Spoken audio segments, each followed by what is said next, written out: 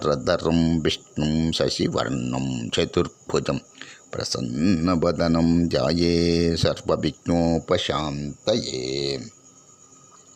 అసాధ్య సాధక స్వామిన్ అసాధ్యం తవ కిం వద రామదూతం కృపాసింధుం మత్కార్యం సాధయ ప్రభో. అసాధ్య సాధక స్వామిన్ అసాధ్యం తవ కిం వద రామదూతం కృపాసింధుం మత్కార్యం సాధయ ప్రభో. ప్రియ భగవద్బంధులారా, ఇంతవరకు సుందరకాండ ఎందు మనము 21వ సర్గ వరకు తెలియజేసుకున్నాము. మరల 22వ సర్గ రావణుని తుది హెచ్చరిక.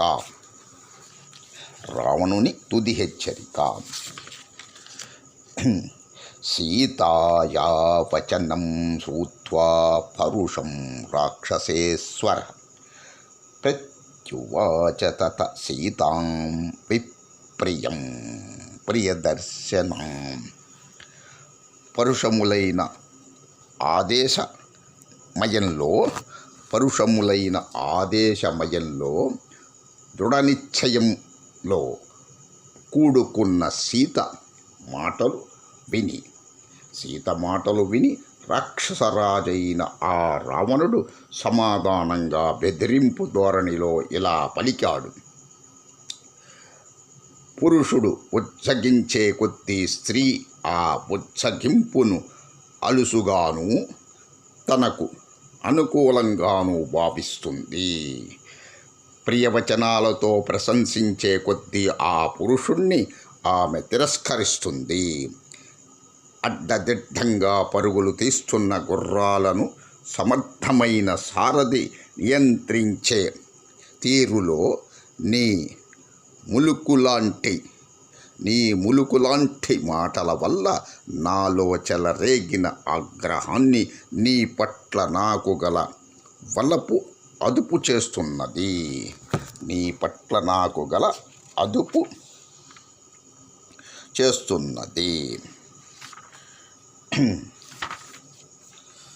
నిజానికి కామేచ్ఛ లేదా తీరని వ్యామోహం గల వ్యక్తి ప్రతికూలంగా ప్రవర్తిస్తాడు.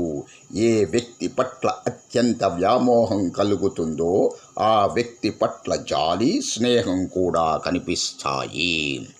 ఓ సుందరవదన సీత, నువ్వు నన్ను తిరస్కరించి ఆ కపట వనవాసంలో ఉన్న రాముని పట్ల అనురక్తి కలిగి ఉన్నా నీ పట్ల నాకు పిచ్చి వ్యామోహం ఉండడం వల్లనే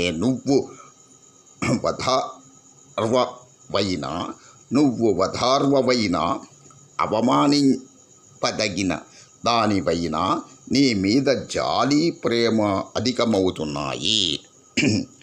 ఓ మిథిల రాజపుత్రి, నన్ను గూర్చి పలికిన ప్రతి కర్కశమైన మాటకు నిన్ను నిర్దాక్ష్యంగా వధించవలసి ఉంటుంది.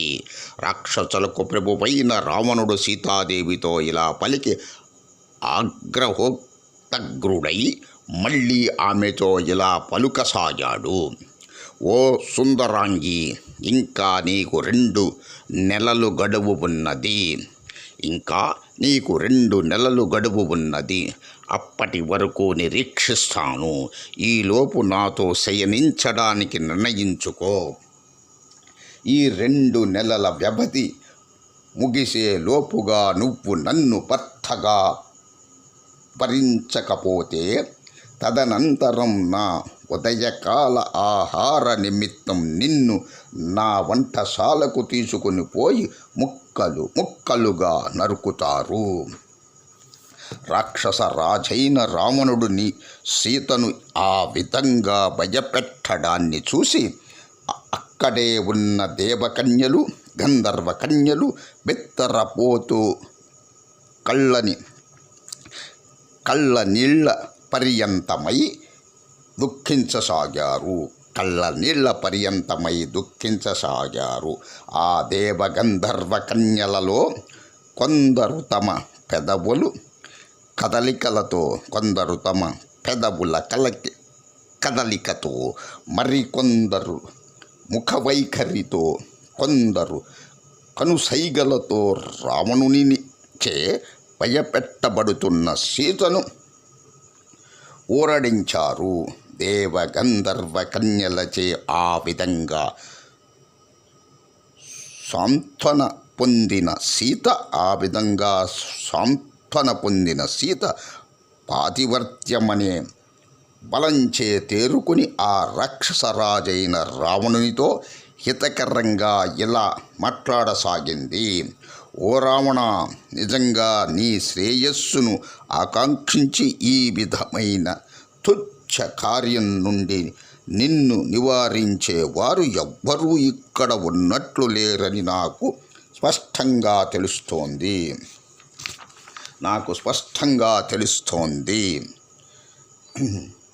దేవేంద్రునికి సచీదేవిలా ధర్మాత్ముడైన రామునకు భార్యనైన నిన్ను ముల్లోకాల్లో నువ్వు తప్ప మరెవరైనా మనస్సులోనైనా వాంఛిస్తారా? రాక్షసాధముడనైన రావణ, అమిత తేజో సంపన్నుడైన రాముని భార్యనైన నాతో పలికిన పాపపు మాటల ఫలితాన్ని అనుభవించకుండా నువ్వు ఎక్కడకు పోయి తప్పించుకోగలవు? ఓరి నీచుడా, నువ్వు రామునితో యుద్ధానికి సిద్ధపడడం అడవిలో కుందేలు మదించిన ఏనుగును ఎదుర్కొనడం లాంటిది. రాముని ముందు నిజానికి నువ్వొక కుందేలు మాతృడివి. అటువంటి నువ్వు ఇక్ష్వాక వంశరాజైన రాముని పరోక్షంలో నిందిస్తున్నావు. ఆయన కంటపడకుండా ఇలా పిరికి పందల సిగ్గులజ్జ లేక తక్కుని ఉన్నావు. ఓరి దుష్టుడా, నన్ను మోహంతో చూస్తున్న క్రూరములు నల్లగాను పసుపు పచ్చగాను ఉన్న వికృతమైన నీ కళ్ళు ఎందుకు ఇంకా నేలరాలకున్నాయి? పాపాత్ముడా, నేను ధర్మాత్ముడనైన రాముని భార్యను, ఘనత వహించిన దశరథ మహారాజు కోడలిని. అటువంటి నన్ను ఇలా దుర్భాషలాడుతున్న నీ నాలుక ఇంకా ఎందుకు తెగి క్రింద పడకున్నది? ఓ దశకంఠుడా, నువ్వు భస్మం కావలసిన వాడవు. నా తపస్సు చేత పాతివ్రత్య మహిమ చేత నిన్ను ఇట్టే భస్మం చేయగలను. కానీ అందుకు రాముని ఆనతి లేనందున నువ్వు బ్రతికిపోయావు. ధీమంతుడైన రాముని భార్యను నేను. నిజానికి నన్ను నీవు అపహరింపలేవు. కానీ ఇలా నా అపహరణ జరిగిందంటే అది నీ చావు నిమిత్తమే సంభవించిందనడంలో ఎలాంటి సందేహము లేదు. సూర్యుణ్ణి, యక్షరాజైన కుబేరుని సోదరుణ్ణి, అపార బల సమన్వితుణ్ణి అని గొప్పలు చెప్పుకుంటున్నావు కదా. అటువంటి వాడివి రాముని వంచనతో దూరంగా పంపించి ఆయన భార్య అయిన నన్ను దొంగలా ఎలా అపహరించావు? సీత పురుషోత్తులు విన్న రాక్షసరాజైన ఆ రావణుడు కోసం కారణంగా సీత పురుషోత్తులు విన్న రాక్షసరాజైన ఆ రావణుడు కోపం కారణంగా ఎర్రబారిన కనుగుడ్లను పెద్దవి చేసి తేరిపార ఆమెను చూశాడు. నల్లని మేఘం మల్లే ఉన్న ఆ రావణుడు గొప్ప భుజములు, పెద్ద మెడను కలిగి ఉన్నాడు. సింహ గమనముతో అతడు విరాజిల్లుతున్నాడు. అతని జింహాగ్రము కన్నులు మంటల్లా ఎర్రబారి ఉన్నాయి. సమున్నతుడైన ఆ రావణుడు ధరించిన కిరీటం కోప కోపోద్రేకాల కారణంగా చలిస్తున్నది. అతడు విచిత్రమైన మాలలు, లేపనాలను, ఎర్రని దండలను, ఎర్రని వస్త్రాలను ధరించి ఉన్నాడు. మేలిమి బంగారు భుజకీర్తులను కూడా ఆ రావణుడు అలంకరించుకొని ఉన్నాడు. నల్లని గొప్ప మొలత్రాడుతో ఒప్పుతున్న ఆ రావణుడు అమృత మదన సమయంలో వాసుకి చేత చుట్టబడిన సుందర పర్వతం చందాన భాషిస్తున్నాడు. పర్వత సమానుడైన ఆ రావణుడు బలిష్టాలైన భుజములు సంతరించుకున్న వాడై 2 శిఖరాలతో విలసిల్లుతున్న మందర పర్వతంలా శోభిస్తున్నాడు. బాలసూర్యుని మళ్ళీ దగదగా మెరిసే కుండలాలను ధరించిన ఆ రావణుడు ఎర్రని చిగుళ్ళు పువ్వులతో ఇరువైపులా అలరారుతున్న అశోక వృక్షద్వయంగల పర్వతంలా శోభిల్లుతున్నాడు. సర్వాలంకారభూషితుడై కల్పవృక్షాన్ని పోలి మూర్తిభవించిన వసంత ఋతువులా ఆ రావణుడు శోభిల్లుతున్నప్పటికీ శ్మశానంలోని స్మారక మండపంలా అతడు భీతి గొల్పుతున్నాడు. కోపం వలన ఎర్రబారిన కళ్ళతో సీతను చూస్తూ మహాసర్పంలా బుసలు కొట్టుతూ ఆమెతో ఇలా పలికాడు. నీతిమాలిన వాడు, నిర్ధనుడు అయిన ఆ రాముణ్ణే ఇంకా ఆతురతతో ఆపేక్షిస్తున్న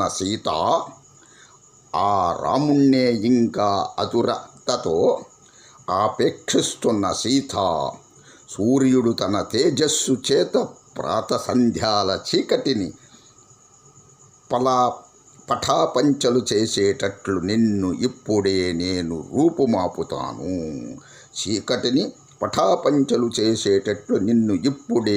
రూపుమాపుతాను. శత్రువులను వేధించి ఏడిపించే రాక్షసరాజైన ఆ రావణుడు సీతాదేవితో అలా పలికి అక్కడ కాపలాగా ఉన్న భయంకర స్వరూపిణులైన రాక్షస స్త్రీలను అలా ఆదేశించాడు.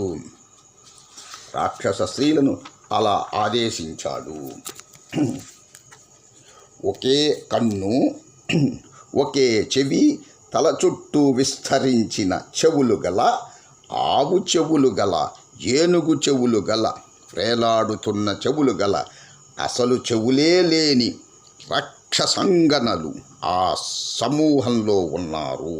అంతేగాక ఏనుగు పాదాలు గల, గుర్రం పాదాలు గల, ఆవు పాదాలు గల, పాదాల మీద వెంట్రుకలు మొలచిన, ఒకే కన్ను ఒకే పాదం ఉన్న, పెద్ద పాదాలు గల, అసలు పాదాలు లేని, పెద్ద తలమెడ ఉన్న, పెద్ద స్థనములున్న, పెద్ద పొట్ట, పెద్ద నోరు, పెద్ద కళ్ళతో కూడిన పొడవైన నాలుక ఉన్న, అసలు నాలుకే లేని, అసలు ముక్కే లేని, సింహముఖం ఉన్న, ఆవుముఖం గల, పందిముఖం ఉన్న రాక్షస స్త్రీలు కూడా వారిలో ఉన్నారు.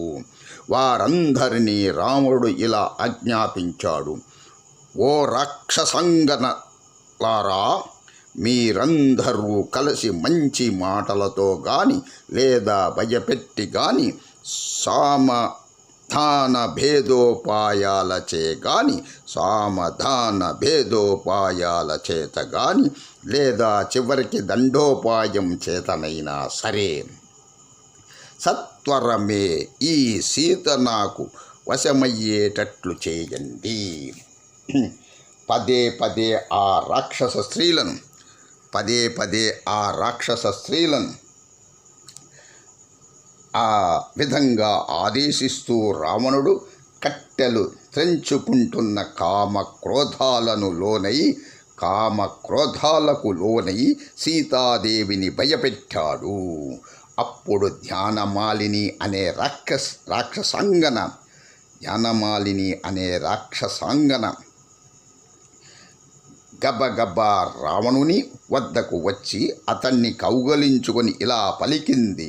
మహారాజా, శోభ కోల్పోయి దీనురాలై ఉన్న మానవకాంత అయిన ఈ సీతతో నువ్వు ఏం సుఖించగలవు? రాక్షసేశ్వర, నాతో క్రీడిస్తూ సుఖించు. మహారాజా, నీ బాహుబలం మూలంగా సంతరించుకున్న దివ్య భోగాలను అనుభవించే యోగం బ్రహ్మదేవుడు ఈమె నుదుట వ్రాయలేదు అని ముమ్మాటికి నిజం. తన పట్ల అనురాగం లేని స్త్రీని వాంఛించే పురుషుడి శరీరానికి తాపం మాత్రమే కలుగుతుంది. కానీ తన పట్ల వలపు గల స్త్రీని వాంఛించినప్పుడు ఆ స్త్రీ నుంచి ఆ పురుషుడు తనివి తీరగా సుఖం అనుభవిస్తాడు. బలిష్ఠుడు, మేఘ సమాన వర్ణుడు అయిన రావణుడు ఆ ధ్యానమాలిని ఇలా పలుకగా నవ్వుతూ సీత సమక్షంలో నుండి కదలి వెళ్ళిపోయాడు. అలా వెళ్ళిన దశకంఠుడు భూమి కంపించేటట్లు అడుగులు వేస్తూ సూర్యునిలా దేదీప్యమానంగా ప్రకాశిస్తున్న తన భవనంలోనికి ప్రవేశించాడు.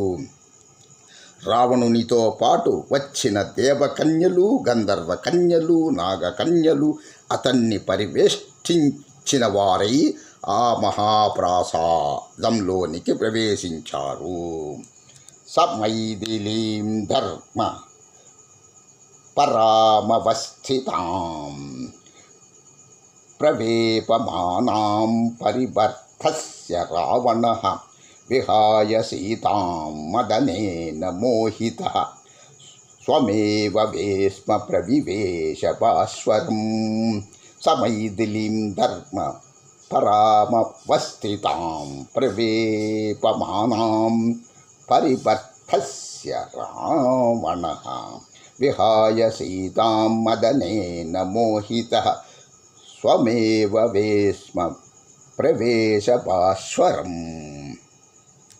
భయంతో వణుకుచున్నప్పటికీ ధర్మ మార్గం నుండి కించిత్తు అయినా వైదొలగేలా చేసి తనకు లొంగిపోయేటట్లు సీతను చేయలేకపోవడంతో ఆమెను విడిచి కామ వివసుడైన ఆ రావణుడు శోభాయమానమైన తన భవంతిలోకి వెళ్ళిపోయాడు.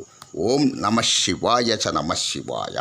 సమస్త సన్మంగళాని భవంతు. సర్వే జనా సుఖినో భవంతు. లోకా సమస్తా సుఖినో భవంతు. సుందరమైనది సుందరకాండ, సుందరమెంతో సుందరము. సుందరమైనది సుందరకాండ, సుందరమెంతో సుందరము. తదుపరి 23వ సర్గ. రాక్షస స్త్రీలు సీతను పురిగొల్ప యత్నించడం. ఓం శాంతి శాంతి శాంతి.